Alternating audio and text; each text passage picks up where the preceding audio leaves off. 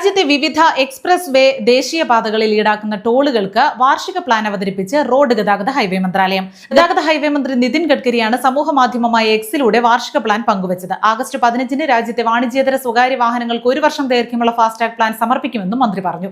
2025 August 15-ന് ആരംഭിക്കുന്ന വാർഷിക plan 2026 August 15 വരെയോ 200 തവണ യാത്രകൾ ചെയ്യുന്നതുവരെയോ നിലനിൽക്കും. പുതിയ ഫാസ്ടാഗ് ആക്ടിവേഷനും പുതുക്കലിനുമായി പുതിയൊരു ലിങ്ക് ഉടൻ തന്നെ national highways authority of India വെബ്സൈറ്റിൽ ലഭ്യമാക്കും. കൂടാതെ റോഡ് ഗതാഗത ഹൈവേ മന്ത്രാലയത്തിന്റെ ഔദ്യോഗിക വെബ്സൈറ്റിലും ഈ ലിങ്ക് ലഭ്യമാകുമെന്ന് ഗഡ്കരി പറഞ്ഞു. 60 കിലോമീറ്റർ പരിധിക്കുള്ളിൽ സ്ഥിതി ചെയ്യുന്ന ടോൾ പ്ലാസകളെ കുറിച്ചുള്ള ദീർഘകാല ആശങ്കകൾ പരിഹരിക്കുന്നതിനും യാത്രക്കാർക്ക് താങ്ങാവുന്ന ഒറ്റ ഇടപാടിലൂടെ ടോൾ പേയ്മെന്റുകൾ ലളിതമാക്കുകയുമാണ് പുതിയ നയം കൊണ്ട് ഉദ്ദേശിക്കുന്നത്.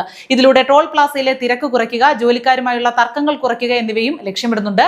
ദേശീയപാതകൾ വഴി യാത്ര സുഗമമാക്കാൻ പുതിയ ടോൾ നയം ഉടൻ രൂപീകരിക്കുമെന്ന് നിതിൻ ഗഡ്കരി വ്യക്തമാക്കിയതിന് പിന്നാലെയാണ് വാർഷിക പ്ലാൻ നിലവിൽ വരുന്നത്. വാർഷിക ടോൾ പ്ലാൻ തിരഞ്ഞെടുക്കാൻ ആഗ്രഹിക്കാത്തവർക്ക് നിലവിലെ ടോൾ പ്ലാസ ഫീസ് ഘടനയ്ക്ക് പകരമായി 100 കിലോമീറ്റർ സഞ്ചരിക്കാൻ 50 രൂപ നൽകിയാൽ മതിയാകും. ഇതിനു മുമ്പ് കേന്ദ്ര സർക്കാർ പ്രഖ്യാപിച്ച 30,000 രൂപയുടെ 15 വർഷത്തേക്കുള്ള ലൈഫ് ടൈം ഫാസ്ടാഗ് പ്ലാൻ സർക്കാർ ഉപേക്ഷിച്ചിരുന്നു. പുതിയ വാർഷിക ടോൾ പ്ലാനിൽ നിലവിലെ ഫാസ്ടാഗ് ഇൻഫ്രാസ്ട്രക്ചർ ഉപയോഗിക്കും.